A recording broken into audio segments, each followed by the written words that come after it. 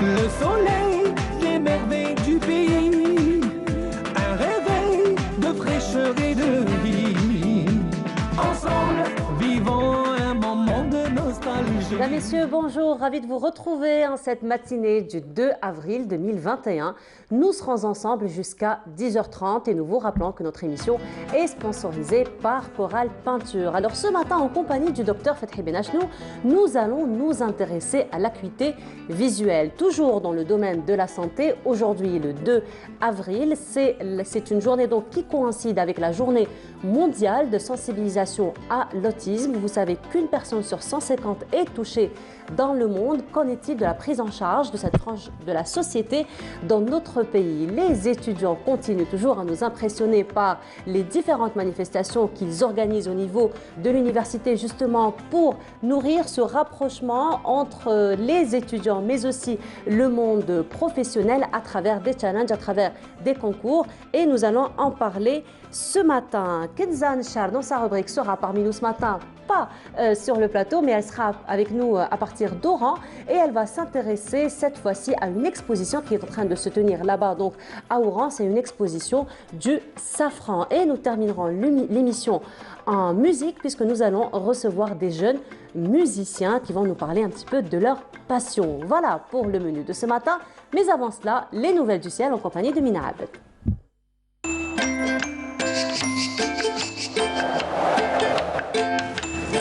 La météo vous est présentée par Mobilis.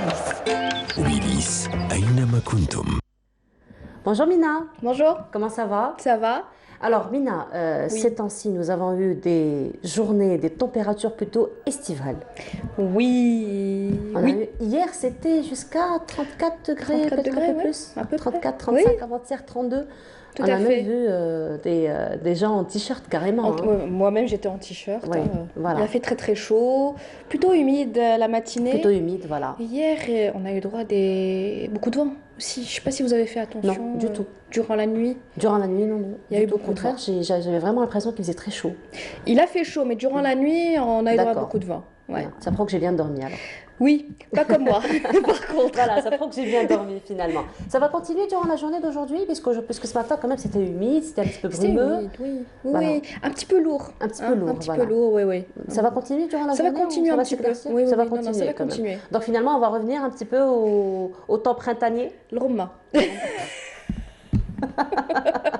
C'est le mot. Voilà. En fait, c'est comme ça que je vois les choses. Oui. Quand c'est lourd, pour moi, c'est le Roma. Ben, c'est ce qu'on dit, hein. De toute façon, le roman c'est pour dire que c'est lourd. Hein. Voilà.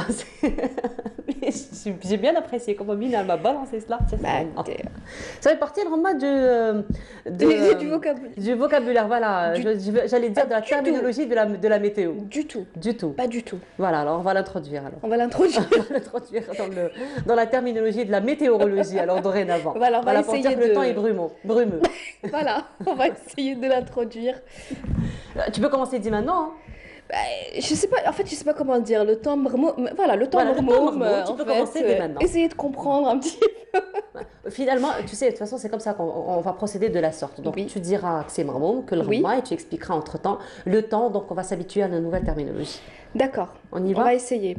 Allez, on va essayer. Premier Bon exercice. courage. Tu vas réussir, tu Je vas vais réussir. Oui, oui. Bonjour à tous et très très bon réveil. Eh bien, aujourd'hui, le temps mormon, un ciel assez. Voilà, j'ai réussi. Bon, un ciel assez voilé sur l'ensemble des régions nord, notamment sur le centre, des nuages, des passages nuageux assez denses. Vers la partie est avec des vents assez forts jusqu'à 50 km/h, notamment sur le centre et l'est. Sur la partie sud, un ciel dégagé. Sur le nord, Sahara ou encore le Sahara oriental, les oasis et puis un ciel voilé, un temps mormon vers l'extrême sud. Bravo, Mina, bravo. Deux fois. Bravo, deux fois. Les températures de... Allez, jamais cet 203. après-midi. Pour les températures, je ne sais pas comment je vais faire là. On va essayer pour le continent. Voilà. C'est le prochain challenge. Voilà, on va essayer le troisième. Alors, côté Mercure, les températures de cet après-midi, eh bien, elles restent toujours en hausse, hein, notamment vers la partie sud. Sur la moitié nord, on notera 22 degrés à Tizi Ouzou, 23 degrés à Alger, 21 à Annaba, 24 à Al Bayad El Ama, 34 degrés à Ghardaïa, 32 degrés à Béchar, 39 à Adrar, 36 à Ain Salah et enfin 27 degrés à Tamarasset ainsi qu'à Janet. On passe tout de suite à l'état de la mer pour cet après-midi. On notera une mer plutôt agitée sur l'ensemble des régions côtières avec des vents entre 30 et 40 km/h vers la partie ouest et entre 30 et 50 km/h sur le centre et l'est. On passe tout de suite au continent africain pour aujourd'hui un temps assez marmoum hein, du côté de Tunis. Bravo. Voilà, Jamais 203, bravo. spécialement pour toi. Dégagé à Tripoli, N'Djamena et Niamey côté Mercure, on lèvera 38 degrés à Khartoum, 22 degrés au Caire, 25 à Tripoli, 37 à N'Djamena et enfin 39 degrés à Niamey. Encore une fois, excellente matinée et à tout à l'heure.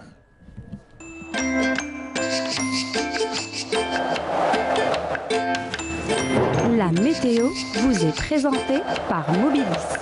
Mobilis أينما كنتم. Tu as réussi le challenge, hein, J'ai bravo. réussi, ouais, 3 fois. 3 fois, bravo. Et j'ai droit à quoi? À un brevet de terminologie spécial Météo. Voilà. Mina, tu sais que Nassima Zaidi, notre script, lorsqu'elle choisit le moment musical, parce que tu sais qu'après toi, c'est toujours une pause musicale avant de commencer donc Je suis foutue. le menu. Et Nassima choisit toujours la pause musicale en fonction de la météo. D'accord. Voilà. Alors tu nous dis qu'il y a le Roma ce matin, ça va continuer un petit peu à la journée. Et Nassima a choisi une chanson pour le Roma justement. Ah bah super. Eh ben voilà, Super. tu vois, et ben ça sera Hasna le Sharia. Ah, c'est génial. Voilà, c'est bien rythmé. J'adore. Merci beaucoup Mina. Merci On se Noah. retrouvera tout à l'heure. Oui. Donc après le journal télévisé du midi, après le journal télévisé du 19h. Tout à Et fait. demain, Et pour demain. Bonjour d'Algérie, ça sera toujours Marmoum le temps demain.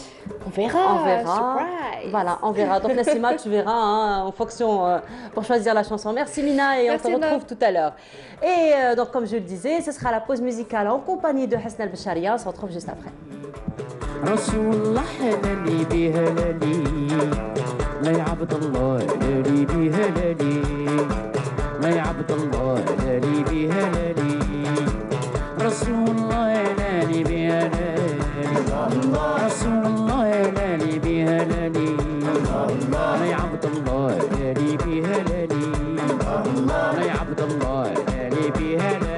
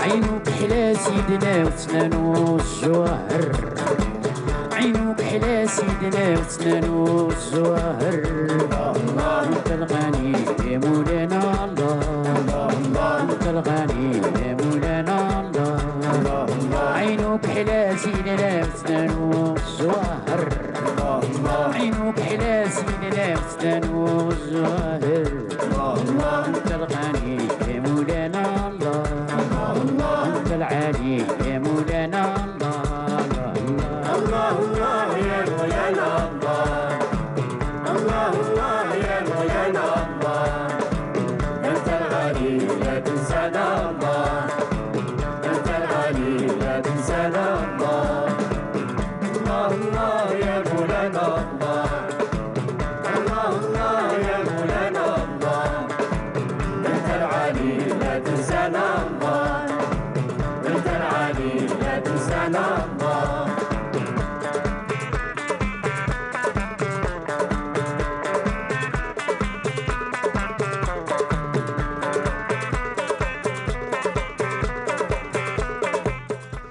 Voilà, de retour sur le plateau et docteur Fethi Benachnou vient de nous rejoindre. Bonjour docteur. Bonjour, Sabah al-Khair. Sabah al-Nour, ça va, vous allez bien? Oui, pas de problème pour le moment, alhamdoulilah. Alhamdoulilah, avec les nouveaux variants. Et... Non, les variants, on porte un masque, on évite les regroupements et tout. Voilà, on reste sur les bonnes mesures d'hygiène et de sécurité et de distanciation. Et venir à Canal Algérie. Et venir à Canal Algérie, voilà. Et faire la sensibilisation à travers Canal Algérie. Et sincèrement, hein, c'est un canal qui doit être, en tout cas je parle du vendredi, tout ça, je crois qu'il reflète sur le terrain ce qu'on appelle la santé de proximité. C'est pas des émissions de médecine. Des émissions de médecine, on vient étaler, je ne sais quoi, ça, alors qu'on oublie ceux qui sont en face de leur écran. Je crois que tout médecin, quand il fait de l'éducation sanitaire, il doit premièrement dominer son problème, mais un effort qui doit être excellent, c'est celui de traduire, de mettre à la disposition, vulgariser, ne pas parler de chromosome XNV qui a un... Ça, c'est plutôt destiné aux spécialistes, effectivement. Aux spécialistes, ils ne sont pas en face de leur écran. Les spécialistes, ils sont surtout dans les services hospitaliers. Et là, à ce moment-là, c'est la formation initiale. C'est comment former des médecins, comment former des spécialistes. Ça, c'est sur le terrain. Mais il y a un autre aspect de la médecine, c'est la santé de proximité, pour qu'il y ait un équilibre et qu'il y ait une prise en charge équilibrée, une participation du citoyen, du patient et du malade. C'est ça, l'éducation sanitaire, l'éducation thérapeutique. Ça, il faut que tu obtiennes l'adhésion et surtout, et je rejoins le sujet d'aujourd'hui, surtout, faire de la prévention. La prévention, c'est fondamental. Ce n'est pas une coquetterie. J'ai vu que certains spécialistes clôturent leur intervention brillante. Prévenir mieux que guérir, ça c'est comme un petit grain de raisin que l'on jette. Non, ça doit être le moteur de toute santé publique. Et justement, donc parlons de santé publique, parlons de prévention, de l'wiqaya khayrun min al-ilaj, on va parler de l'acuité visuelle aujourd'hui. Voilà. Alors, qu'en est-il? Qu'en est-il? C'est très important. Savoir que l'acuité visuelle, la vision, je vais dire des choses qui vont paraître banales, mais qui sont extrêmement importantes. La vision. Deuxièmement, on ne peut pas séparer l'acuité visuelle de l'acuité auditive. C'est deux trucs. Ces deux éléments qui sont fondamentaux, c'est eux qui nous permettent d'établir des contacts avec l'extérieur.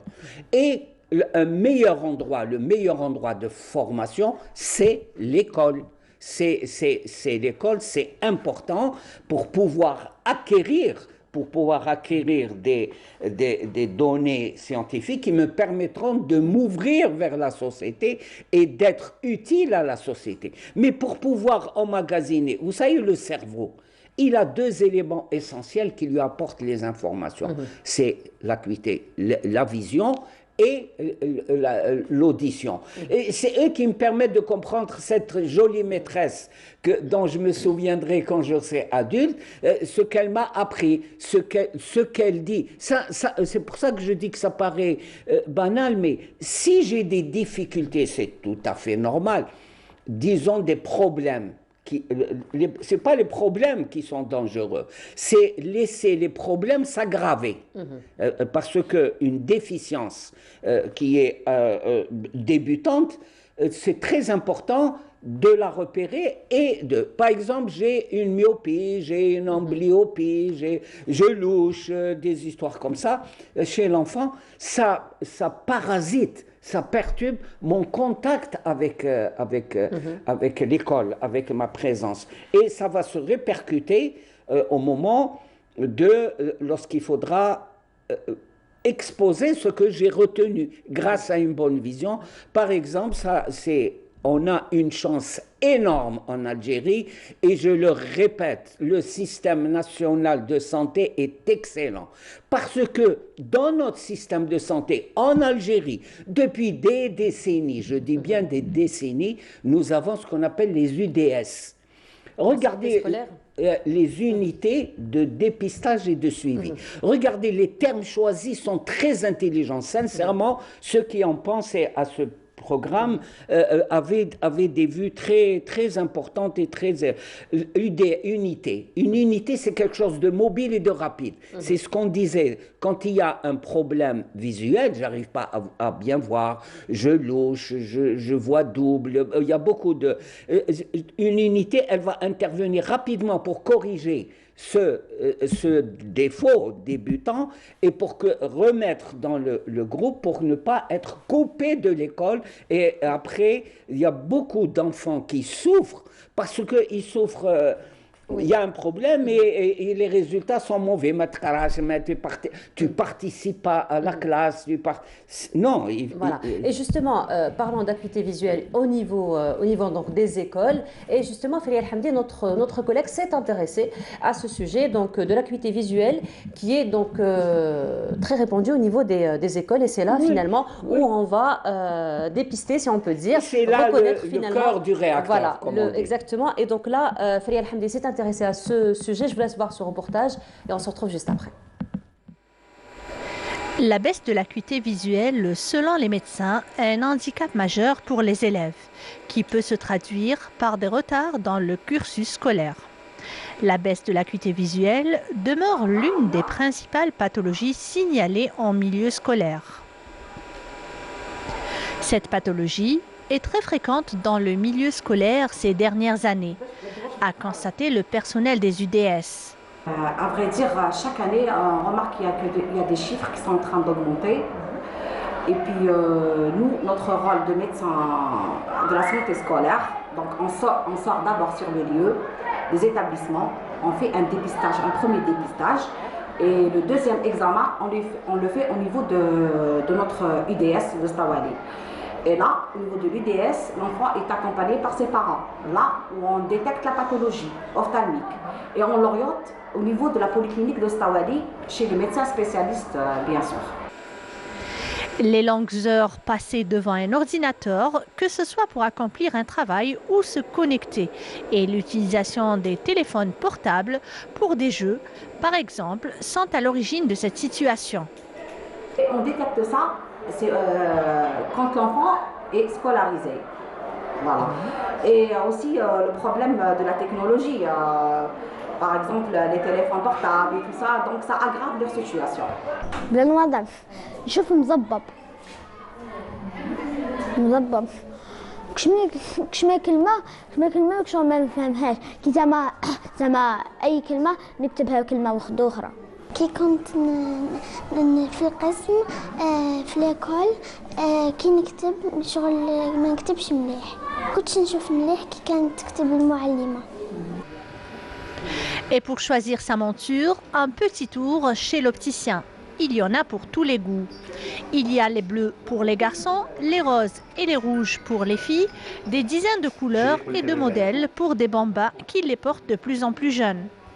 يجونا لي زونفون اللي عندهم ميم لي ميوب لي زاستيغمات ولا هذا الشيء ديفو داي بون كثرتها بالدراري نخدموا معاهم. علاش قلت لك المونتور اللي تكون كبيره ان اونفون سيرتو اللي عنده ان سترابيزم ما لازمش تريشي. اذا كان تريشا مش حيبرا. ودراري هذوما لي سترابيك هذوما عندهم بالنواظر كي يكونوا صغار بالنواظر حتى نهار ينحيوهم 4 5 6 سا ديبون لوفطالمو واش يقول لهم يتبعهم ينحوا النواظر لو كان ما يتريشيوش. Pour les montures pour enfants, أول حاجة حنايا on propose les grands champs de vision, le ovale, le مدور, le grand carré, le grand ovale. Bien sûr من بعد لو شوا يولوا لي بارون تاعهم لو شوا الدراري هما يشوازيس كان هما يحبوا لي كولور دراري كثرتها سون اتيري بار لي كولور. حنايا نقدروا ننصحوهم بلي غران شون فيزيون ما يكونوش يتريشيو ما يحبطوا لهمش ما يخزروش منايا هذاك هو الصح. عندنا دي تكنيك نديروهم باش نواظر ما يحبطوا لهمش. مي سينون بور لي شوا لي بارون يحوسوا حاجه انكاساب يحوسوا لي ما يتكسرش خاطرش دراري يكسروا بزاف. Une mesure précise de l'acuité visuelle, un examen de la réfraction et une prescription de lunettes basées sur le degré d'amélioration de la vision peuvent contribuer à résoudre le problème.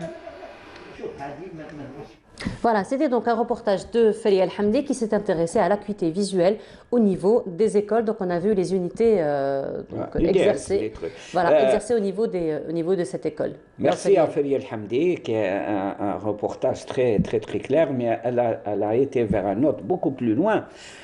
C'est le fait de le comportement de l'enfant avec les lunettes, avec une prothèse, avec tout ça. Vous voyez que l'UDS est extrêmement importante. Là, c'est une UDS très fonctionnelle d'après le reportage, mais je crois que l'on doit baser toute notre action scolaire et le ministère de l'Éducation nationale doit être très intransigeant sur ce point-là, que les UDS soient installées et qu'elles soient surtout une unité de dépistage et de suivi. C'est en dépistant, c'est ça la santé publique. Alors justement, parlant de dépistage, docteur, à quel moment il faut s'inquiéter, à quel moment il faut se dire que notre enfant, par exemple, a besoin d'aller voir un ophtalmologue?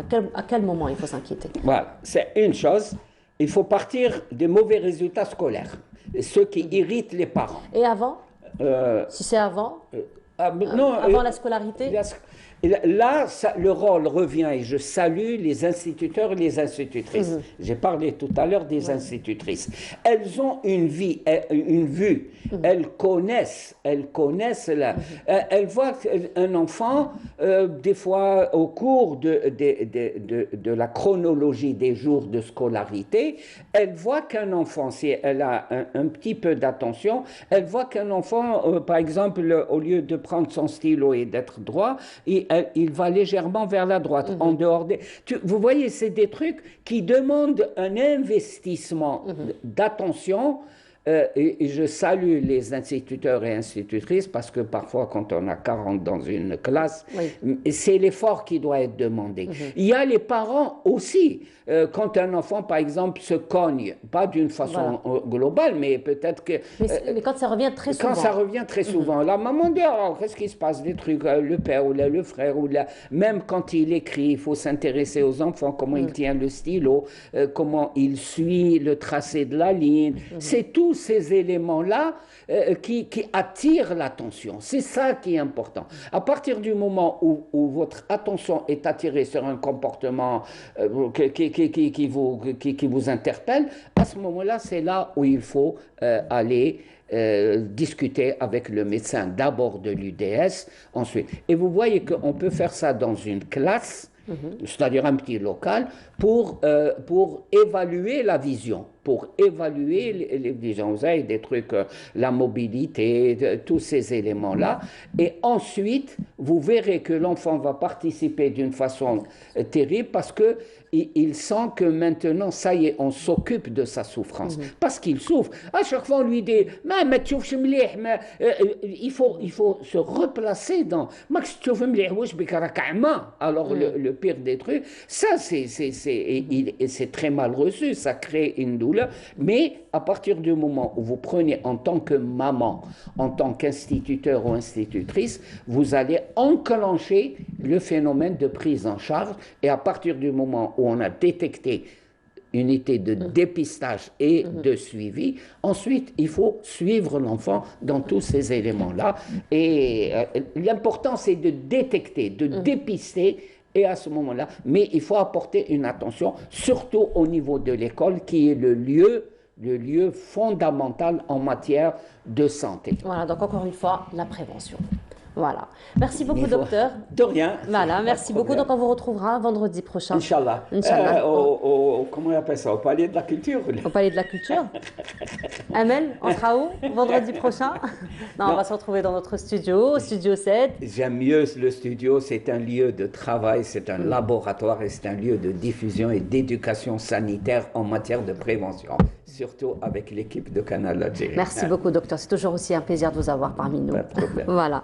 Merci beaucoup. Donc, on va se retrouver dans un petit moment. Donc, cette fois-ci, on va s'intéresser toujours sur le plan santé. On va s'intéresser à l'autisme, docteur, puisque aujourd'hui, c'est la journée mondiale donc, de sensibilisation à l'autisme. Et dans cette même lignée, on vous propose un reportage de Sabrina Khalifi, elle qui s'est intéressée justement à la prise en charge des autistes au niveau des crèches. Et on se retrouve juste après. L'autisme est un trouble neurodéveloppemental. Il peut se manifester entre 1 et 2 ans, touchant les garçons plus que les filles, affectant différents champs du développement de l'enfant, moteur, sensoriel, sociabilité et langage. Une éducation adaptée comporterait la mise en place de repères structurants, une compensation partielle des déficiences et d'une stimulation des compétences pour mieux les développer. Pour ce faire, les professionnels possèdent différents outils de travail qu'ils mixent souvent entre eux pour s'adapter au mieux à l'enfant et aux objectifs d'apprentissage fixés. À l'exemple de la crèche Al-Mourouj de la CNAS qui leur a consacré des salles de travail spéciales. Oui, on a aménagé cette salle pour les enfants qui ont de troubles, qui ont des besoins spécifiques. On a inspiré des approches d'ABA, le Chopler, Touch, plusieurs approches. On a un matériel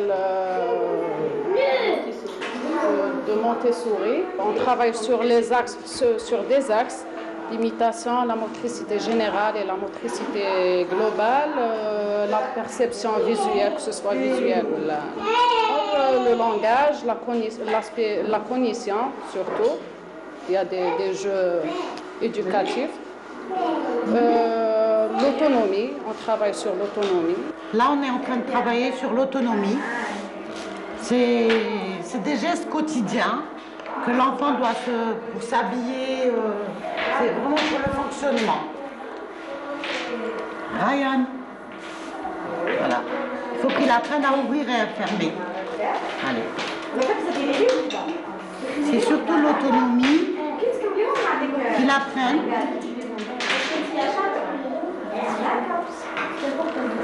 Ryan.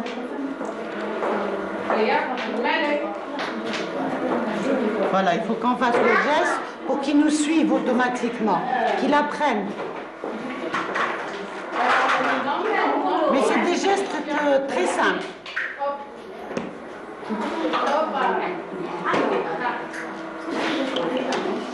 Donc, dès qu'il est ici, l'enfant,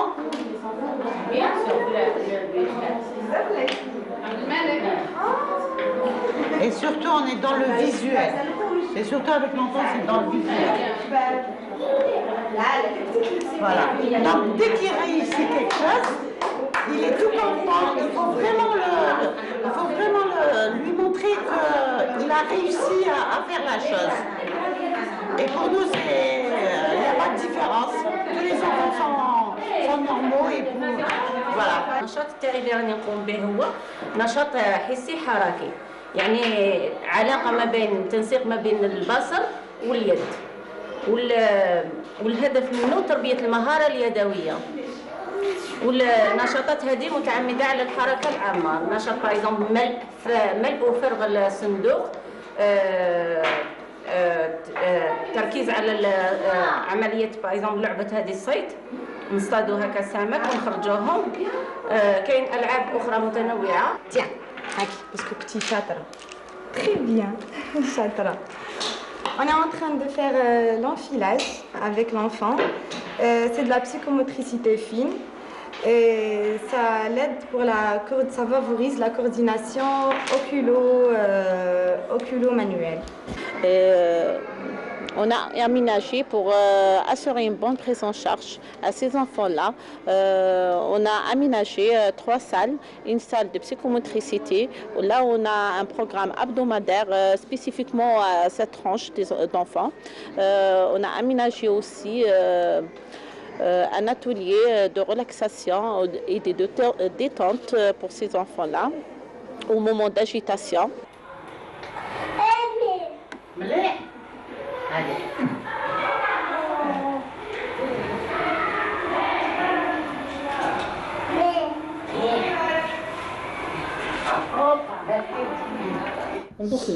Voilà, donc de retour sur le plateau et cette fois-ci nous allons nous intéresser à l'autisme puisque aujourd'hui c'est la journée mondiale de sensibilisation à l'autisme. Pour ceci, nous recevons Farah Hassid, bonjour. Bonjour, bienvenue à vous. Merci de m'avoir invitée. Je suis très heureuse de débuter cette journée spéciale et spécifique sur ce plateau et avec vous.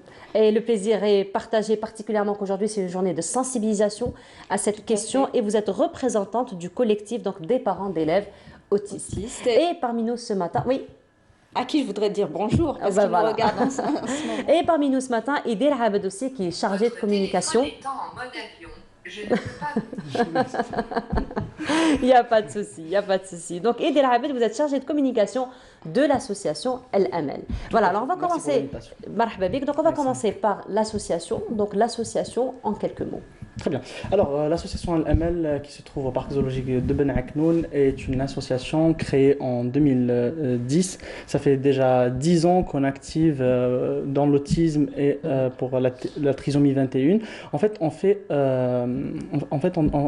des thérapies par l'équestre, du coup par le cheval, ce qu'on appelle l'équithérapie. Au niveau de l'association, nous avons plusieurs événements. Du coup, en fait, nous avons à la fois le côté événementiel, voilà, qu'on essaye d'avoir tout au long de l'année. Et on a aussi 200 enfants, principalement autistes pour la majorité, du coup qui sont au niveau de notre centre équestre, au niveau de notre association et qui suivent des cours d'équitation tout au long de l'année. Voilà, alors Madame Farah Hassid aussi, vous êtes représentante donc, du collectif, donc ce n'est pas une association, c'est un collectif, donc vous avez choisi, décidé de vous organiser ainsi justement. Parlez-nous un petit peu de cette organisation. Eh bien, c'est une organisation qui s'est faite par elle-même. Je suis là en tant que parente. Vous auriez pu accueillir n'importe quel parent d'enfants autistes. Il vous aurait dit la même chose. Nous avons les mêmes problèmes. Donc, je suis là aujourd'hui pour justement faire passer certains messages et parler de notre détresse. Parce qu'aujourd'hui, je dois le dire, est un jour très triste pour nous. Ce n'est pas une journée de fête. Et on a beaucoup de messages à faire passer et j'espère qu'ils seront entendus. Très bien. Alors au niveau donc, de ce collectif, donc, les élèves autistes, avant donc, de parler un petit peu de la prise en charge de cette frange de la société, la question que je voudrais vous poser, sachant que chaque enfant d'une manière générale est un cas isolé, donc des enfants qui présentent quelques pathologies, c'est encore plus délicat, mais à quel moment finalement un parent devrait s'inquiéter, devrait se dire tiens c'est le moment d'aller consulter, il y a quelque chose qui cloche. Comme il y a un manque de sensibilisation et d'information sur le sujet, les parents ont souvent du mal à déceler les troubles autistiques de leurs enfants. Ils s'en rendent compte un peu tard, malheureusement. Il y en a qui remarquent parce qu'on leur fait la remarque, parce que ce sont les autres qui les voient et pas les parents. Ce qui est normal. Et puis, il y a quelques signes, mais on ne peut pas tous les citer aujourd'hui. C'est un spectre infini, les troubles du spectre autistique. Et on pourrait évoquer quelques exemples. La sensibilité. L'enfant est hypersensible à tout ce qui l'entoure, que ce soit les lumières, les sons voilà, il est hypersensible, il peut ne pas vous regarder dans les yeux. C'est des petits signes, mais il y en a trop, il y en a beaucoup, et on ne peut pas... un parent on ne peut pas lui reprocher de ne pas avoir décelé. Par contre, ce sont les pédiatres, par exemple, qui devraient être formés pour pouvoir déceler les premiers signes et orienter ces enfants vers des pédopsychiatres pour établir des diagnostics. Et après cela, les pédopsychiatres orienteront ces parents vers les équipes compétentes et les spécialistes dans le domaine. Très bien. Sinon, Idil Abed, au niveau de votre association, donc quels sont un petit peu vos engagements par rapport à la sensibilisation, par rapport à l'information surtout des parents, par rapport donc à la question donc, de l'autisme? Très bien. Alors comme le dit si bien madame, le plus important en fait c'est le diagnostic. Parce qu'une fois que le diagnostic est posé, et là est le plus grand problème. Parce qu'en fait, plus tôt le diagnostic est posé, c'est pour ça qu'on parle de diagnostic précoce, mieux en fait on verra des améliorations en fait, au niveau de... La prise en charge se fera plus facilement. Exactement, la prise en charge se fera plus facilement. Il y aura déjà prise en charge parce que tant qu'on ne détecte pas ça, il n'y aura pas de prise en charge. Exact. Et comme le dit aussi madame, c'est que nous avons en fait, c'est à la charge du pédiatre aussi de déceler un peu ça, parce que pour les parents, bon, on peut toujours, bon, il y a le phénomène sociétal, on pourra toujours se dire que voilà, il a peut-être un retard au niveau du langage, ou peut-être voilà, on a même des expressions, etc. etc. Et alors que voilà, il faut s'en inquiéter et voir les spécialistes, parce qu'il n'y a qu'un pédiatre ou un pédopsychiatre en fait qui peut orienter le diagnostic et essayer de traiter ça.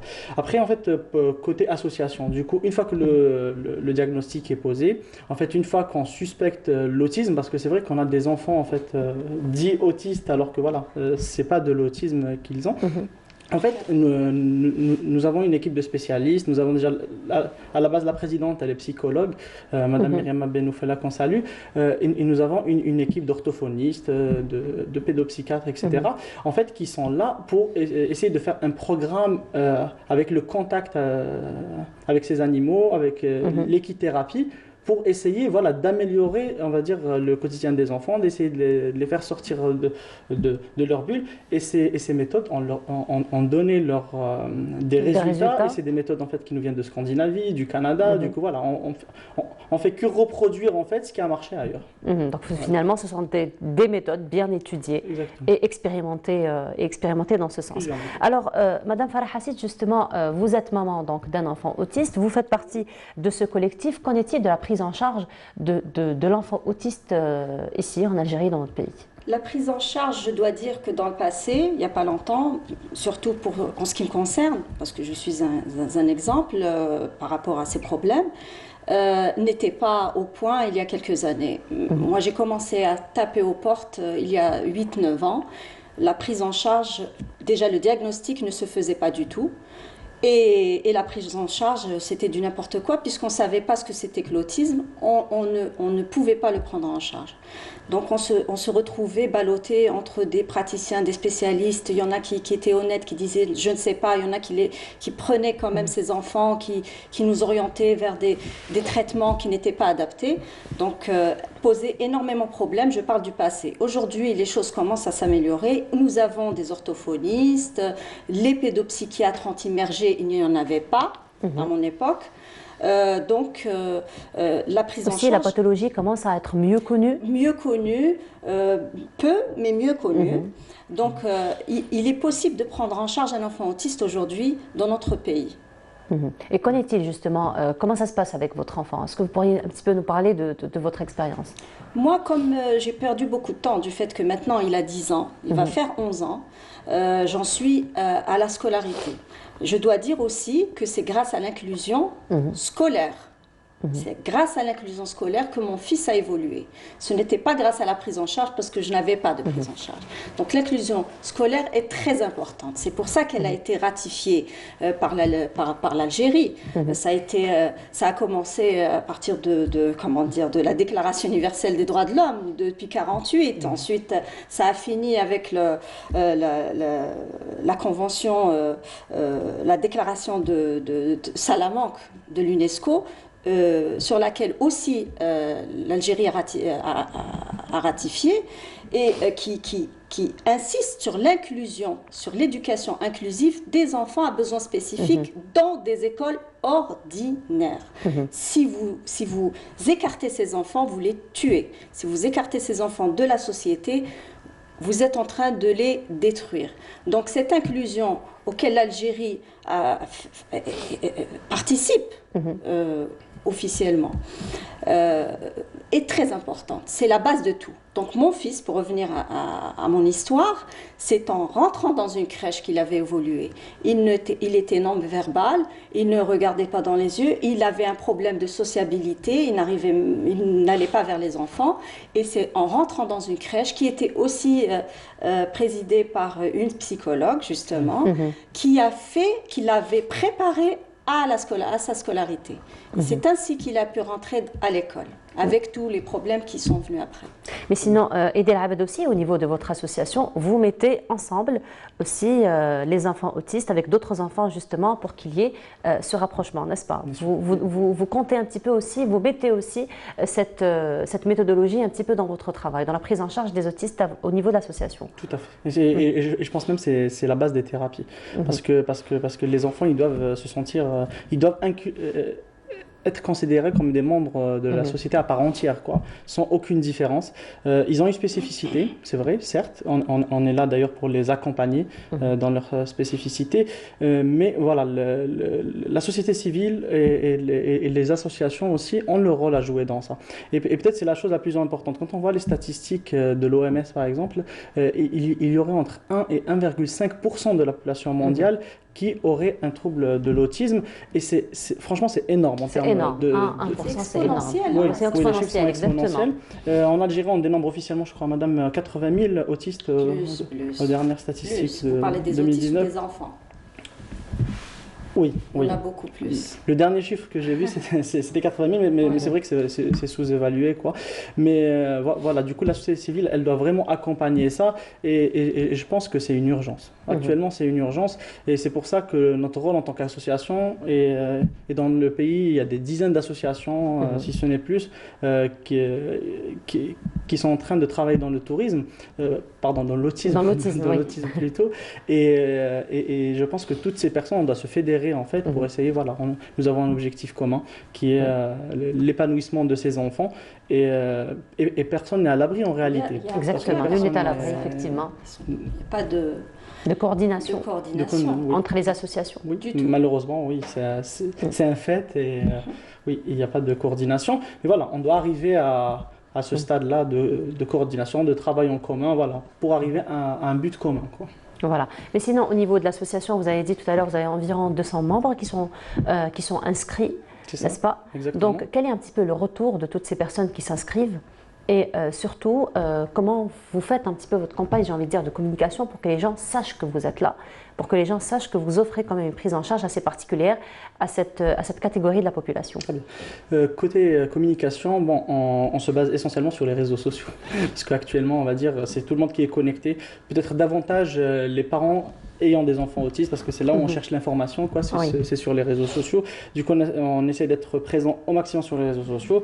Il y a des améliorations à faire, certes. Voilà, on essaie toujours d'évoluer, de s'occuper plus de l'aspect scientifique, peut-être qui est un peu inhibé par rapport aux actions plus caricatives ou plus aux événements. Mais après, comme dirait notre présidente, pour revenir à ça, c'est que quelque part, avant de commencer une thérapie, si la personne elle est dans le besoin, on va plus d'abord s'occuper à voir si elle a bien mangé ou si elle est bien vêtue avant de commencer la thérapie. C'est pour ça que malheureusement on ne peut pas se dissocier du caractère social d'une association. Mais voilà, le but étant, comme je disais tout à l'heure, on est un vrai centre équestre, on a 35 chevaux. Du coup on est obligé de se consacrer sur nos thérapies équestres. Et puis même l'environnement dans lequel vous êtes, il est très agréable. Exactement. Le parc zoologique, c'est quand même un environnement très agréable. Oui, tout à fait. Et pour vous dire, nous, en fait, on privilégie ce contact avec les animaux, ce contact avec la nature aussi, parce que c'est des enfants, en fait, qui sont très observateurs.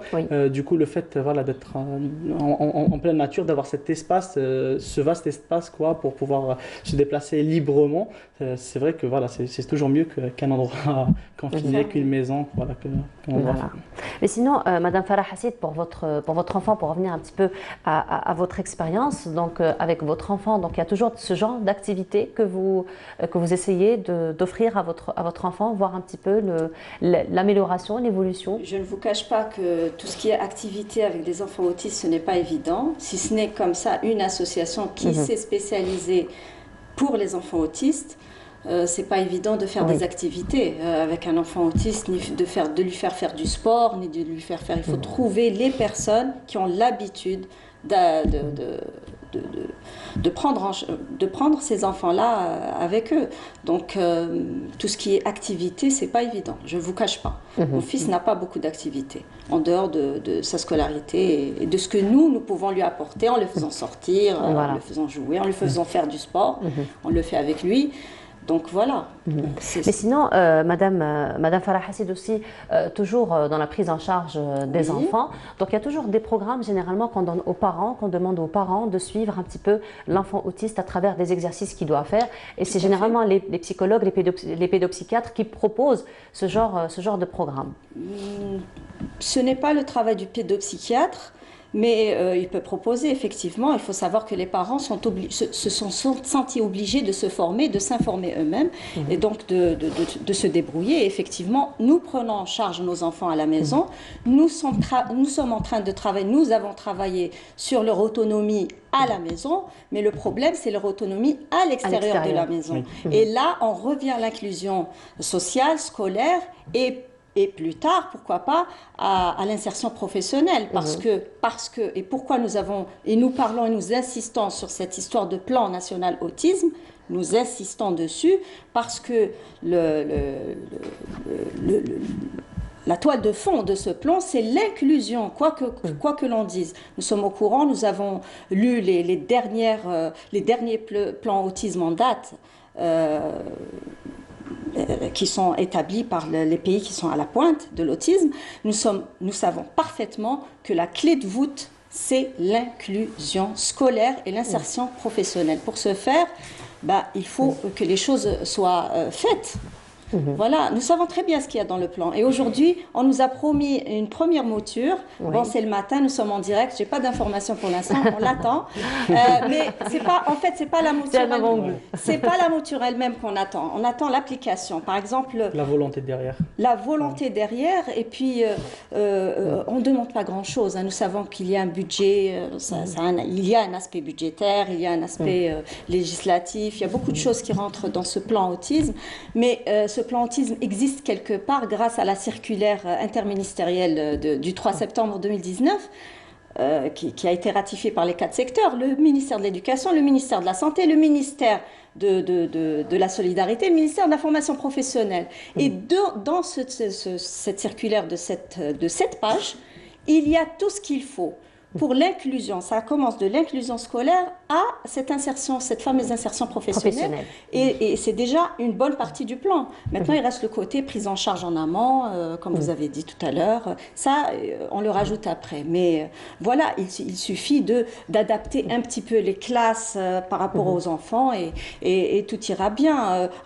Surtout, nous, on insiste, si vous permettez, c'est bientôt les compositions du 2e trimestre, donc il n'y a que 2 trimestres. Et on demande à appliquer ce qui est écrit dans cette circulaire qui a été aussi confirmée par la directive du ministère de l'Éducation qui est sortie le 3 novembre 2020. On demande à adapter les sujets de composition et d'examen aux enfants autistes et à tous les enfants aux besoins spécifiques, à rajouter un tiers de temps, à ne pas, par exemple, placer un enfant autiste devant des fenêtres, tous les stimuli qui peuvent peut-être provoquer une réaction, une crise, etc. Donc, il faut comprendre l'enfant autiste. Une fois qu'on l'a compris, on peut très bien l'inclure facilement. Voilà. Merci beaucoup. Bravo pour tout ce que vous faites. Vraiment, bravo pour tout ce que vous faites, déjà pour votre enfant et pour tous les enfants qui présentent cette pathologie. Merci beaucoup. Donc, allez-y très rapidement. Oui, merci.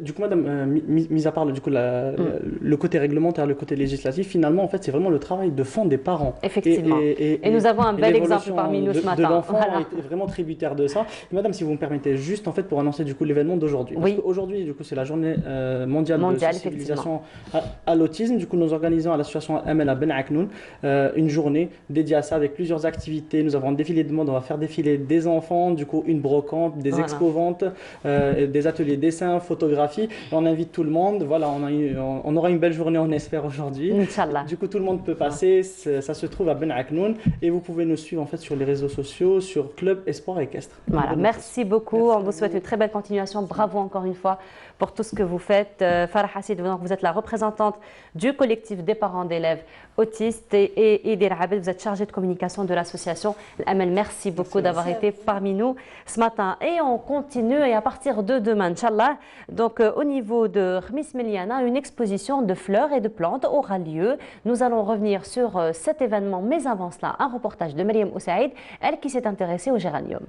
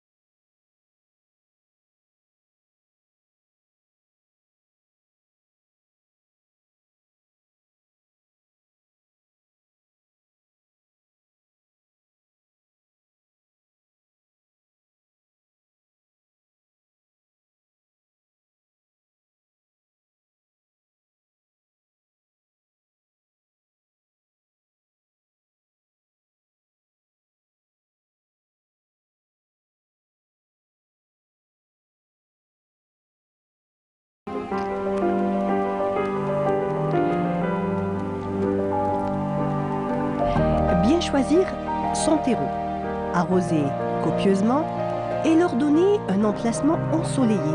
Et le tour est joué. Sans oublier de mettre de l'engrais pour les pots plus anciens, pour booster leur floraison, car comme toute plante à fleurs, les géraniums ont besoin de force pour fleurir abondamment et pendant longtemps.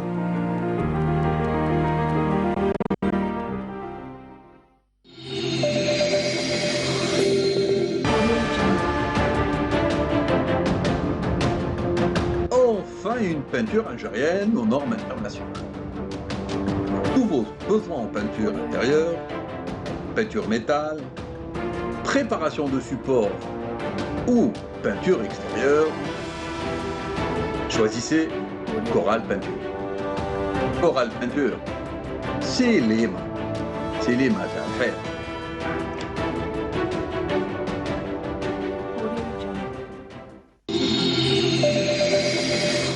Et de retour sur le plateau qui est bien décoré. On rappelle juste que notre émission est sponsorisée par Coral Peinture. Donc je vous le disais tout à l'heure, à partir de demain, Inch'Allah, au niveau de Khmis Meliana, il y aura l'exposition donc des fleurs et des plantes. J'ai eu droit à mon bouquet ce matin d'ailleurs. Merci beaucoup à vous. Donc parmi nous ce matin, Kaddour Djouabi, vous êtes le président de l'association Les Amis Khmis Meliana. Marhaba bik. Merci. Et merci beaucoup pour le bouquet de fleurs. Il est magnifique. Vous avez fait un orchestre très cher. Là, c'est toujours un plaisir de vous avoir parmi nous. Merci. Et parmi nous ce matin aussi, Sahraoui Tajeddine, bonjour à vous. Bonjour. Marhaba. Et vous êtes le vice-président de l'association Les Amis de Khmis Meliana. On n'oublie pas que vous êtes aussi un grand sportif. Merci. Voilà. Et donc, marhaba bikum encore une fois. Alors, avant de parler donc, de l'événement qui aura lieu demain, Inch'Allah, on va peut-être revenir sur l'association, les objectifs de l'association. Les objectifs de l'association, on est déjà passé sur le plateau. Exactement, lorsque l'association est née. Oui, les activités sont un peu réduites à cause de la situation sanitaire. Mais on arrive toujours à trouver quelque chose à apporter pour la ville. Comme cette fois, avec cet événement, on a voulu... ça existait déjà à Khmis Meliana, cette fête. On a voulu refaire vivre cette fête. Redonner le blason. Voilà. De notre ville. Et de commencer la première édition cette année. Et demain, Inch'Allah, sera l'ouverture de cette semaine de festivités. De festivités, de fleurs et de plantes. Voilà. Donc là, on a de très belles plantes sur le plateau que vous avez ramené avec vous. Justement, Monsieur Kaddour Djouabi, parlez-nous un petit peu de cette organisation, donc du choix des exposants, du choix des plantes que vous avez fait. Si je devrais vous dire, il y a une nostalgie chez nous. Oui. On a vécu pendant le colonialisme la fête des fleurs. Oui. La fête des fleurs. On avait une certaine rivalité avec Blida, la fête des roses. Nous, on faisait des fleurs, toutes des gammes de fleurs. D'accord. Ce qui veut dire que Afreville Khmis Meliana, elle avait un point plus fort que d'autres villes. Pourquoi? Parce qu'il y a Miliana en haut. Il y a l'eau de Miliana. Miliana, c'est un grand jardin, Zougala et tout. Donc, tellement qu'on était proche de Miliana, et l'école, enfin, disons les Français, qui habitaient à l'époque à Khmis Meliana, Afreville, aimaient beaucoup les fleurs. Et pour se détendre, tous les quartiers de Khmis Meliana étaient fleuris. N'importe quel quartier à Khmis Meliana était plein de fleurs. هذه طريق القواس طريق الشوك l'avenue Bougara. On a ramené des photos. Des photos, par exemple, s'ils peuvent passer ça. Ça se passait sur des chars. Sur des chars fleuris. Ah, d'accord. Il y avait 18 à 30 chars. Par exemple, sur cette photo, là à gauche, c'est mon père, qui est sur la photo. Et chacun pouvait manifester sa participation à travers des chars qui décoraient avec des fleurs. D'accord. Il y avait des thèmes. On essaie de reprendre ça, pas à ce niveau, ils étaient plus perfectionnés que nous, mais on commence déjà par Voilà, par vous ça. commencez déjà la première édition demain. Voilà, Vous allez et- vous perfectionner à chaque fois. Voilà, je l'espère. Voilà. Et Vous avez ça, aussi ça d'autres sera photos? réédité. Oui, il y a d'autres photos, hein. Il y a beaucoup de photos. Voilà, donc là, on revient à... C'est pas daté? C'est les années 40. C'est les années 40. Les années 40. Il n'y avait pas simplement que la fête des fleurs. Il y avait jour de braderie et foire. Vous remarquerez qu'elles étaient utilisées comme des cartes postales hein, à l'époque. Ouais. C'était quelque chose de spécial. Voilà. Et donc là, vous allez faire revivre un petit peu demain, Inch'Allah, cet événement. Là, vous avez ramené des plantes, des fleurs. Vous pourriez peut-être nous en parler? Enfin, disons que je ne suis pas tout à fait un spécialiste, mais ce que je peux vous dire, que ces fleurs, la plupart dans les foyers de nos maisons, nos grands-mères... Elle les avait. oui. Bah oui, basilic par exemple, on cuisine avec, hein, les sauces Bien tomates, sûr. ça va avec. Moi, j'apprends. Hein. Surtout chez nous, hein. Voilà. À Miliana et à Khmis Miliana, chaque maison, le soir, quand ils prenaient le café de l'après-midi, c'était avec des fleurs. C'est des traditions qu'on a perdues. On veut, à travers cette action, sensibiliser aussi les jeunes Oui. qui ont perdu ce rapport avec les fleurs. Même nous, à un certain moment, avec cette manifestation, on espère ramener les Ça jeunes devient tout. vers les plantes et profiter de cette occasion pour planter justement des fleurs, d'autres plantes au niveau de notre ville, au niveau du L'embellir, jardin. donc vous allez carrément Embellir la ville, embellir voilà. la ville, lui donner, lui redonner son cachet Voilà, floral. son Et... Voilà, on espère qu'il y aura de l'engouement sur cette manifestation qui va durer une semaine et qui sera aussi une sensibilisation, comme je l'ai dit, et ça servira à changer et à sortir de la morosité de notre vie de tous les jours, Surtout ou avec la la monotonie. situation, Oui, voilà, avec la situation situation, sanitaire. on a besoin de changer d'air. Et quoi mieux que les plantes et les fleurs pour changer d'air carrément et de senteur. Ouais. Voilà, effectivement. Les Alors, fleurs, c'est l'amour. Mhm. Si on n'aime pas les fleurs, on n'en a rien. Oui, C'est la effectivement. vie, c'est la nature. C'est pour ça qu'on est là. Très bien. Afin de sensibiliser notre population. Oui. Leur donner cette joie. Parce que moi, j'ai vécu pendant 20 ans le colonialisme. Bon, c'est le colonialisme, d'accord. Mais on a appris un tas de choses avec eux. Surtout sur la nature. Oui.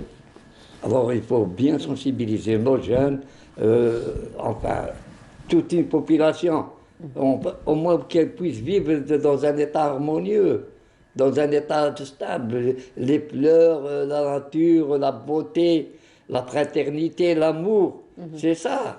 La fête des fleurs, c'est ça. Les valeurs, donc on revient un Voilà. petit peu aux valeurs, Il faut- aux valeurs humaines voilà. de base.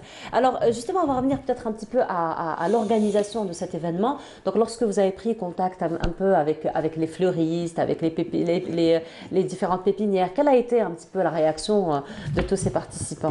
Ils étaient contents, Ils j'imagine. étaient contents du moment. Ça fait longtemps qu'ils attendaient ce genre de manifestation, surtout pour les fleuristes, les pépinières. Ils n'avaient pas d'endroit où exposer. Là, ça sera l'occasion d'exposer. Et ça tombe bien parce que ça fait 2 semaines de ça, et il y avait la fête ou une floralia à Blida. Ça nous a beaucoup aidé de voir l'organisation, comment présenter les kiosques et tout ça. On va essayer de faire égal ou mieux Oui. et nous préparer pour d'autres événements, Inch'Allah. Pour d'autres événements, Oui, Inch'Allah, oui, pour oui, d'autres Inch'Allah, on éditions. espère. Parce que, comme je l'ai dit, on a besoin de bouger, on a besoin de changer. Et quand je dis je, c'est pas nous, l'association, c'est la société au niveau la de société. notre ville. Elle a besoin de changement. Voilà, effectivement, la société civile est très importante. Donc, le mouvement associatif encourage beaucoup à ce genre, Oui. de Il n'y a manifestations, pas que les d'actions. fleurs, il y a aussi d'autres activités, Oui. telles que le sport, et la musique, la culture. Le D'ailleurs, sport, nous- et puis dans l'association, on a la chance d'avoir un grand sportif, hein, un Un ancien basketteur. basketteur. Un basketteur. Ah oui. Pourquoi ancien? Vous l'êtes toujours? En tant que joueur, oui, ancien, mais voilà. je suis toujours entraîneur. Ben voilà. Oui, je suis toujours. Je m'entraîne de temps en temps, pas autant que quand j'étais joueur, mais je m'entraîne. De toute façon, c'est connu chez les sportifs. Hein, donc même quand ils sont plus joueurs, ça continue toujours à travailler, ça continue toujours à s'entraîner. Mais pas avec la même intensité. C'est normal parce que c'est pas le même objectif. Oui, parce que c'est dur aussi d'être à un niveau un peu élevé. C'est dur de rester toujours. C'est une fierté pour nous. Bah oui. D'avoir un grand basketteur tel lui, Zenati, si vous avez entendu parler de lui, de l'équipe nationale. Enfin, dans le domaine du sport, je crois que notre ville elle a été très gâtée. Pourquoi elle a été gâtée? Nous avons 2 grands basketteurs. Dans la boxe, nous avons eu un grand boxeur qui a eu un championnat du monde et un vice-champion du monde à Caracas et à New York, M. Wadahi Boulan, de l'équipe nationale militaire. Dans le football, notre équipe, c'est une équipe pas tout à fait comme la nationale 1, mais c'est une équipe qui a donné beaucoup de joie. On a eu le plaisir d'avoir des grands joueurs tels que Yahi, Beloumi, Medeni Allah yarhamou. Il y a des grands joueurs de l'équipe nationale. Lucien Leduc, le premier entraîneur de l'équipe nationale algérienne, est venu jouer un match amical dans les années 64 pour faire un match en Afrique. Il voulait un endroit où il faisait chaud. Et après lui, c'était un peu chaud. Et ben, on a eu le plaisir de les gagner par 6-1. Et puis vous avez la chance de l'avoir aussi dans l'association pour l'histoire, hein? Oui, bien sûr, heureusement. C'est pour ça. Khamis Miliana, elle a beaucoup de choses. La première foire internationale, elle a été donnée par M. On en avait parlé d'ailleurs parce que vous êtes venu. Oui. Il y a beaucoup de choses chez nous. Dans la musique aussi. Nous avons Akil. Akil, Yahi. Oui. Nous avons un chanteur, le genre de Chabi Bébé. C'est un deuxième, Al-Hajj Mohamed Al-Anqam. De notre région, oui. C'est le deuxième, mais il y a beaucoup. D'ailleurs, la plupart de ces chanteurs dont je parle, qui me disent Zahir Allah yarhamou, Gilwabi, aimaient faire des fêtes chez nous. Parce qu'il y avait des gens qui aimaient ce goût. La preuve, nous avons 2 salles de spectacle plein air, autant du colonialisme, ça ne se trouvait pas en Algérie. Nous avons la 24e salle de spectacle qui a été faite et nous attendons avec impatience l'inauguration, la visite de Madame la ministre de la Culture pour le cinéma et le théâtre. Un nouveau théâtre. Un nouveau théâtre qui est vraiment très bon, extraordinaire. Alors, que voulez-vous que je vous dise? C'est une ville d'art, c'est une ville d'histoire. Nous avons à notre côté en haut, Miliana, une ville millénaire. Elle a eu le plaisir d'avoir tel que Ali Lapointe, Mohamed Boras, le fondateur du scout musulman algérien, le premier ministre de la jeunesse et des sports, M. Sedak Batal, et l'émir Abdelkader. On est très gâtés. Voilà, on a tous les archives aujourd'hui. Voilà, on a tous les archives, effectivement. C'est une chance que vous avez au niveau de l'association. Ça vous permettra donc de faire de très beaux événements à l'avenir aussi. Oui, je voudrais, à travers notre association, aussi, c'est inciter les autres associations à faire ce genre d'initiatives, initiatives positives pour la société. Qui aident nos jeunes, qui donnent de la valeur à la ville, qui participent à la vie sociale.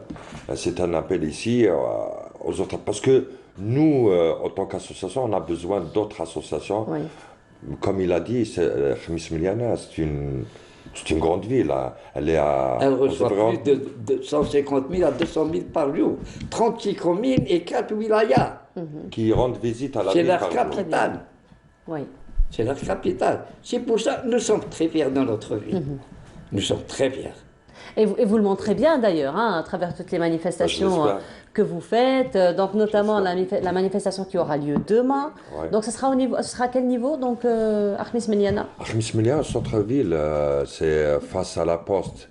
C'est un jardin qui est bien là où on peut exposer. C'est bien. Ce sera en plein air? En plein air, oui, bien sûr. il y aura 30... Covid oblige. Voilà. Covid oblige. Covid oblige, et puis même la thématique vaut bien le plein air, finalement. Vaut bien le plein air aussi. Bien sûr. Voilà. Voilà. Oui, Heidi. On est très heureux d'être ici.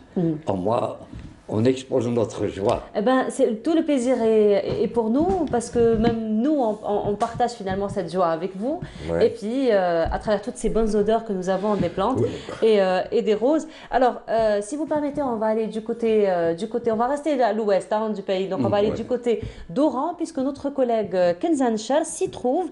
Et vous savez, donc, pour parler encore de nature, pour parler encore de fleurs, de floralies, de plantes, cette fois-ci des épices, on va parler.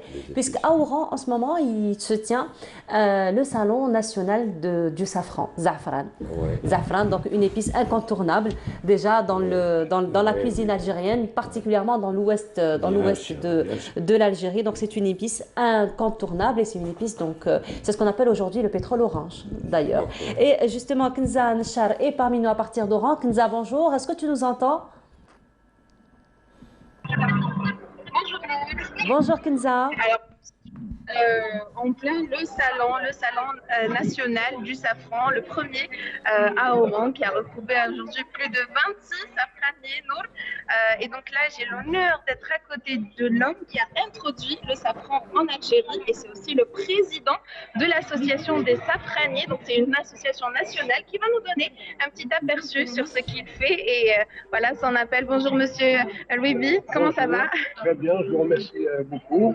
Je suis Louibi Abdallah, président de l'association algérienne pour la promotion de la culture du safran. J'ai introduit cette plante il y a une douzaine d'années en Algérie. Et depuis longtemps, j'essaie de dispatcher un peu partout. Alors, on est arrivé aujourd'hui, le safran existe sur les 44 wilayas. Et aujourd'hui, on est au Oran, justement pour faire de la publicité aux produits qui ne sont pas très connus en Algérie. Et on demande... Alors, quel est votre appel aujourd'hui en tant que président de l'association des safraniers? Quel est votre appel? J'appelle l'État algérien à nous aider, surtout pour la certification, parce que nous sommes obligés de nous adresser à nos frères tunisiens qui nous envoient un laboratoire français qui nous demande 3 500 € par personne et par analyse. C'est tous les ans, renouvelable tous les ans. On n'a pas les moyens de faire ça, pourquoi quand je prends un organisme de certification en Algérie? Excellent, excellent. Et ceci va promouvoir aussi, une fois qu'on certifie notre safran, évidemment, on pourrait l'exporter. Et justement, on était tout à l'heure en train de parler, vous m'avez dit que le safran algérien avait beaucoup plus de vertus que les safrans qui sont connus à travers le monde. J'ai des analyses faites par un grand laboratoire français portant sur 25 composants chimiques de safran. On dépasse l'Iran. On dépasse l'Iran et le Maroc sur comment composer le climat idéal. On a tout le savoir-faire. Sur 3 composants chimiques, on est beaucoup mieux placé qu'eux. Très bien, très bien. Eh bien, écoutez, on vous souhaite en tout cas beaucoup de courage et bravo en tout cas pour tout ce que vous faites. Alors, nous, merci. Alors, nous, je me dirige vers une autre haïmam où se trouvent encore d'autres associations qui sont encore plus engagées. Regardez-moi la décoration. Donc, c'est dans une très belle pépinière au niveau d'Oran, à Senia. Donc, c'est à Manbar el-Hadaïq. Et là, je vais directement, regardez-moi cette belle ambiance. Donc, et là, je suis à côté de la femme qui fait partie de Sofahras. Et elle est secrétaire du bureau de Sofahras pour justement de l'association nationale de l'entrepreneuriat de la femme rurale. Et elle est présente aujourd'hui, qui va un petit peu nous donner un aperçu sur ce qu'elle fait au niveau de Sofahras. Bonjour tout le monde. Donc, je suis agricultrice à Sofahras, donc je fais le safran et la figue de Barbarie, principalement. Et donc on est venu pour participer avec nos produits, c'est des produits de terroir, on va dire naturels et bio. Et comme vous avez dit, je suis dans le wilaya de Sofahras, de l'Association nationale des femmes et développement rural. Je suis chargée beaucoup plus de la formation, de l'accompagnement des femmes. Alors justement, vous faites quoi concrètement dans l'accompagnement de la femme rurale au niveau de Sofahras? Donc on commence généralement par les formations. Et j'ai des fois... En quoi? Des formations? Des formations donc, sur la fabrication de savon, extraction des huiles végétales et essentielles. On fait aussi les formations de la figue de Barbarie et d'autres formations comme le fromage, fabrication de fromage, produits naturels.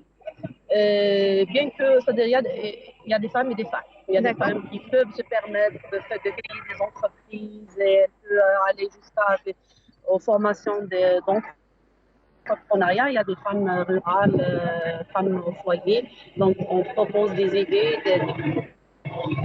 Surtout qu'il y a des dispositifs actuellement. Il y a campagne, la femme, qu'elle soit femme au foyer ou non diplômée, elles font... Par exemple, à Soparas, on avait fait convention entre la Chambre d'agriculture et l'ONGEM.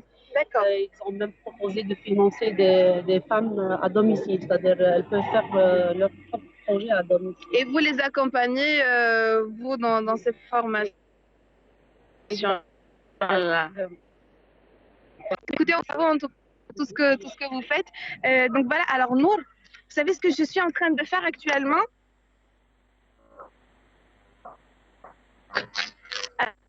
On t'entend pas très bien, il y a des coupures. J'ai dit que je suis en train de déguster du chocolat au safran. Aujourd'hui, du chocolat au safran. Voilà des découvertes. à la découverte. Et Kenza, tu as donné l'eau à la bouche à tous ceux qui sont sur le plateau aujourd'hui. Avec joie.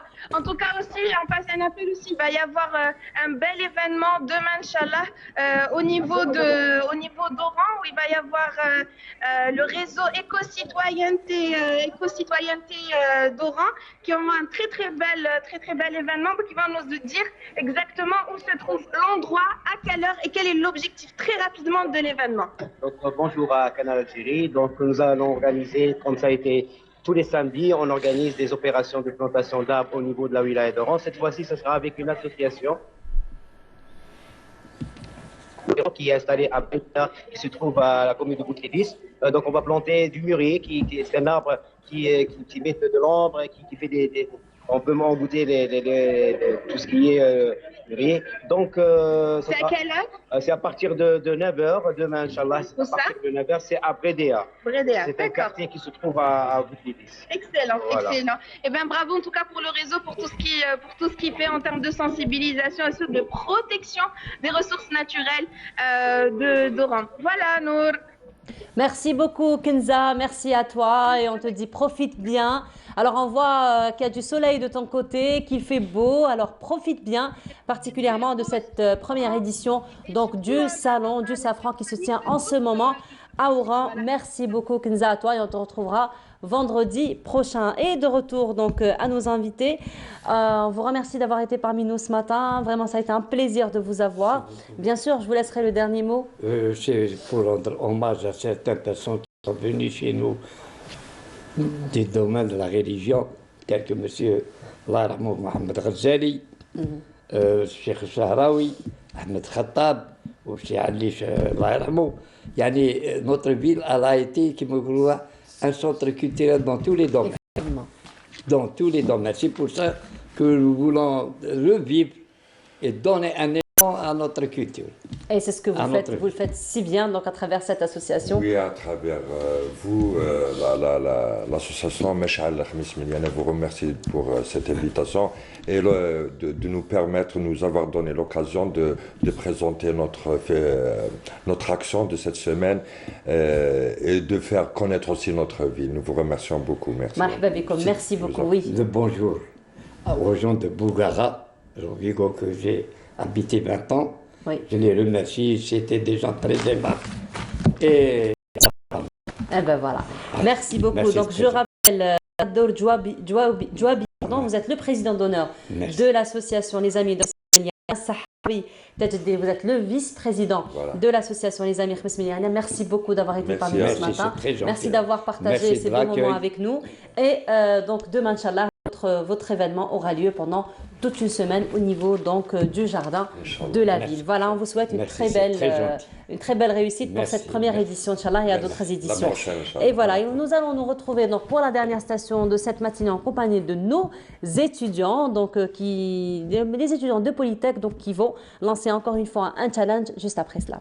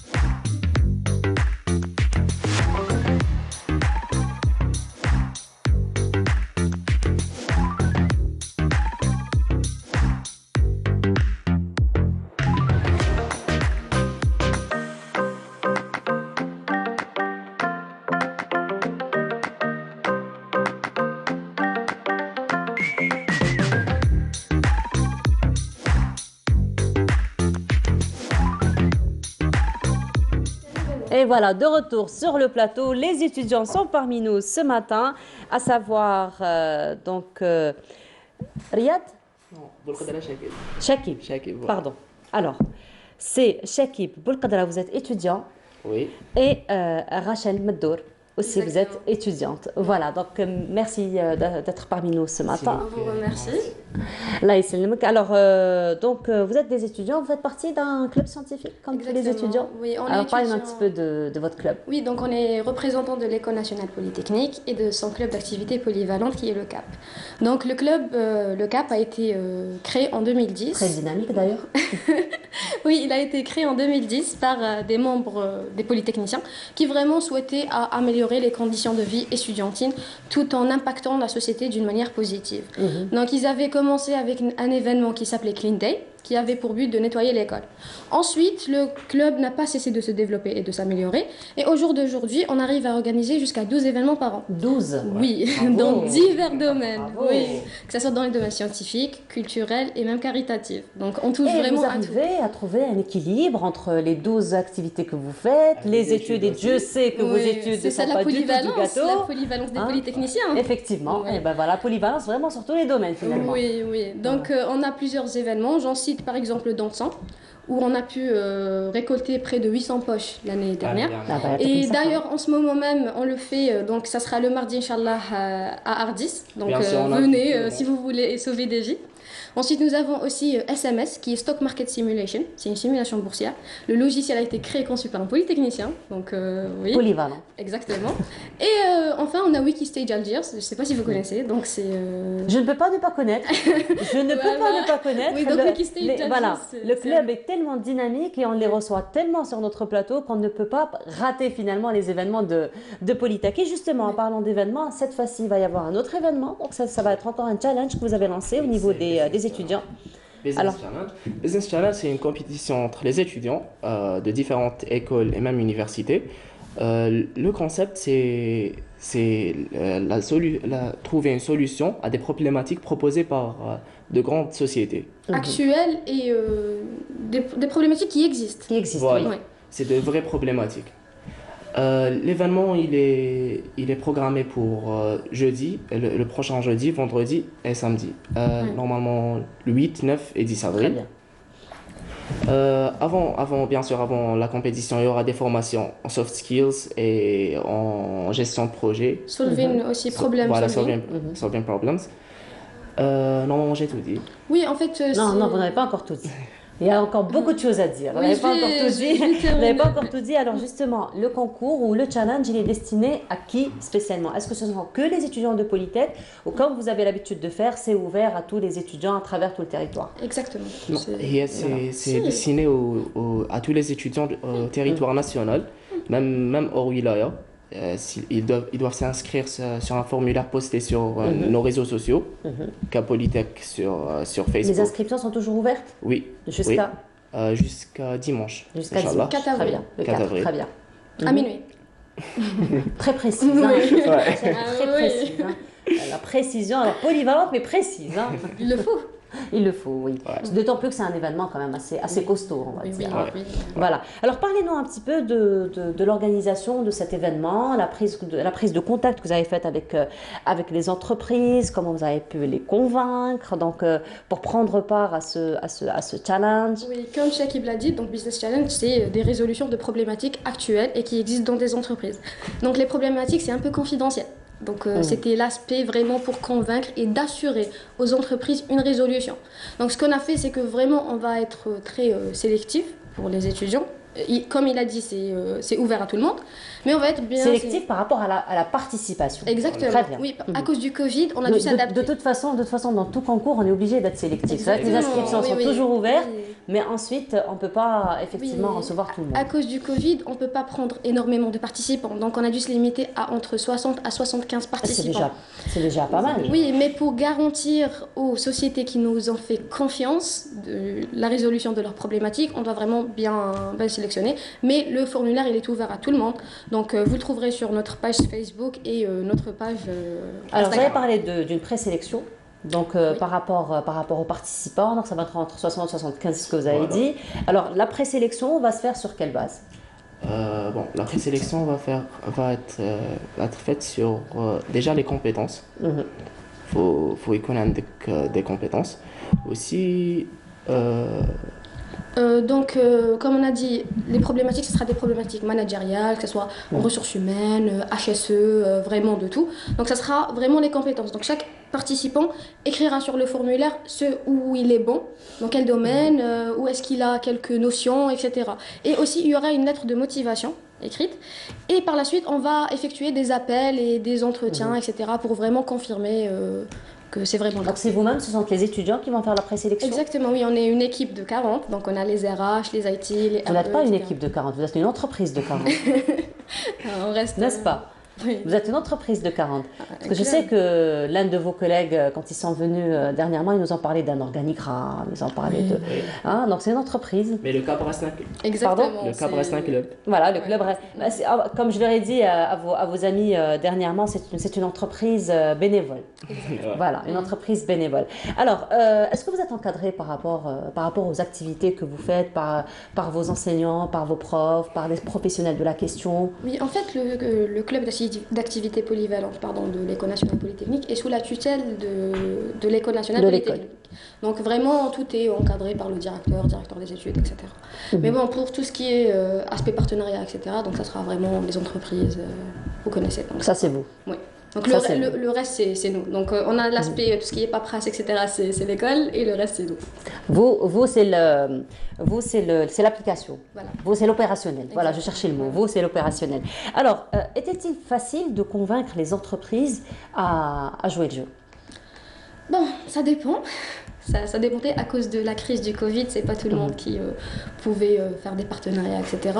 Mais on a fait de notre mieux et oui, ça va. On a trouvé quelques partenaires de confiance qui nous ont fait confiance. Très bien. Donc le concours, le challenge va se dérouler durant 3 jours, c'est ça? 3 jours. Le premier jour, ça sera une présentation et puis des formations sur soft skills et solving problems. Le deuxième jour, on va présenter aux participants les problématiques. Ils seront divisés par des équipes de 5. Et le troisième jour, la matinée, sera pour les participants pour continuer à rédiger leurs solutions. Et les jurys délibéreront l'après-midi, Inch'Allah. Très bien. Alors, vous avez dit les participants seront organisés ou regroupés en groupes de 5. Oui. Donc, ils se connaissent au préalable ou c'est vous qui faites la sélection? En fait, dans le formulaire, on a mis deux cases, donc en équipe ou en solo. Donc vous pouvez venir avec votre équipe. D'accord. Exactement. Donc comme on a dit, ça sera entre 60 à 75 participants. Donc pour le moment, il y a 3 problématiques. Donc on va faire que 3 problématiques. Donc ils seront en groupe de 5. Donc chaque équipe sera constituée de 5 participants. Donc chaque 5 équipes travaillera sur une problématique. Très bien. Mais les 5 participants, quand ils sont dans le même groupe, est-ce qu'ils se connaissent déjà auparavant? Ça dépend. Très bien. Ça dépend. Donc tout va dépendre du formulaire. S'ils veulent venir avec leur équipe, donc on va les mettre ensemble. Mais s'ils viennent en solo, ils peuvent se retrouver avec des gens qu'ils ne connaissent pas. Exactement. Donc là, vous mettez réellement l'étudiant en situation professionnelle. Parce que quand on va... c'est pour ça quand on est embauché, quand on est embauché pour la première fois, on ne connaît pas forcément, les collègues. C'est pour ça qu'on a qu'on a organisé des formations le premier jour. Très bien. C'est juste pour mettre les étudiants dans le bain. Dans le bain, parfait. Alors les lauréats. Comme ça. Les lauréats, donc une fois que le concours sera clôturé, il y aura des lauréats. Oui. Donc quel est le devenir de ces lauréats? Donc d'abord ils vont avoir les attestations de participation bien sûr. Ils auront chaque équipe gagnante, on a 3 problématiques. Chaque problématique aura une équipe gagnante. Chaque équipe gagnante bénéficiera de stages chez la société dont la problématique a été résolue. Le bonheur. Donc ça c'est le premier prix. Et le deuxième prix, ça sera soit des formations, un bon de formation de 50 000 dinars, soit ça sera des téléphones ou bien on en discute encore. Donc ça sera plus de surprises. Restez branchés pour plus de surprises. Très bien, c'est parfait. Pour vous contacter? Donc nous avons notre page Facebook, donc c'est CAP, et notre page Instagram c'est cap.emp. Donc vous trouverez le formulaire dans la biographie. Très bien, voilà. Merci beaucoup d'avoir été parmi nous ce matin, toujours aussi dynamique. Merci à vous. Yatekoum Saha, un dernier mot avant de se quitter? Oui. D'abord, je tiens à remercier toute l'équipe organisatrice parce qu'ils travaillent depuis presque 2 mois. Ils travaillent sans arrêt. Et bien sûr. Et qui va encore travailler. Bien sûr, on ne va pas s'arrêter. La dernière semaine. Et puis même quand il y aura les lauréats, vous allez encore travailler parce que vous allez encore préparer notre événement. On doit étudier aussi. Étudier aussi, bientôt les examens, juste après Ramadan. Et comme vous avez dit, je remercie le CAP aussi. Le comité. Le comité. Le comité, l'école, nos partenaires. On remercie vraiment tout le monde, chaque personne impliquée dans ce projet. Très bien. Alors, dans ce projet, il y a eu jusqu'à présent combien d'inscrits? Pour le moment, on a dépassé la centaine. Quel était votre objectif au départ? Donc nous, c'était, on va entre 60 et 75 participants. Donc on a dépassé... 60 et 64 participants, c'est ce que vous allez garder. Mais pour l'inscription, c'était quoi votre objectif? Plus de 200 participants, 100 inscrits. Voilà. D'ailleurs, l'événement aura lieu du 8 au 10 avril à la SAFEX d'Alger. Donc présentiel? Oui, en présentiel. Il sera en présentiel, c'est très bien. D'accord, parfait. Oui, parce que les événements précédents, vous l'avez fait, après c'est normal. On a dû s'adapter à cause du Covid. Voilà, à cause du Covid. Cette fois-ci, ça sera du présentiel. Très bien, donc, mais il n'y aura que les organisateurs et les participants. Et les invités de nos partenaires. Les jurys, ils seront? Donc ce sera des formateurs de qualité. On ne sait pas si ça sera les mêmes formateurs qui ont fait les formations aux participants ou bien si on va ramener d'autres personnes, mais ça sera vraiment des... C'est toujours en cours de négociation? Oui. Mais pour le moment, on a vraiment de bonnes surprises. Voilà, très bien. Bravo. Bravo encore une fois. Merci. Voilà, merci beaucoup encore une fois d'avoir été parmi nous ce matin. On vous souhaite une très belle continuation, d'accord, pour tout ce que vous faites. Et puis j'espère qu'on vous aura juste après pour avoir des résultats. Inch'Allah, oui, le feedback. Le feedback, pour avoir le feedback. Inch'Allah est positif. Il n'y a pas de raison. Jusqu'à présent, nous avons avec vous que des feedbacks positifs. Pourquoi pas celui-là? Inch'Allah. Alors on vous souhaite une très belle continuation, une très belle réussite pour cet événement. Et puis beaucoup de courage aussi pour vos examens.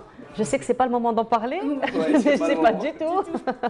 Mais allez, on vous souhaite une très belle réussite à vous. Voilà. Merci encore une fois. Merci de nous avoir suivis. On rappelle que notre émission est sponsorisée par Coral Peinture. Ça a été un plaisir pour moi de vous avoir accompagné durant cette matinée. Je vous retrouverai avec un très grand plaisir à partir de demain, Inch'Allah. Ce sera toujours même station, même heure, à partir de 9h jusqu'à 10h30. D'ici là, je vous souhaite une très agréable journée. Profitez bien. Au revoir.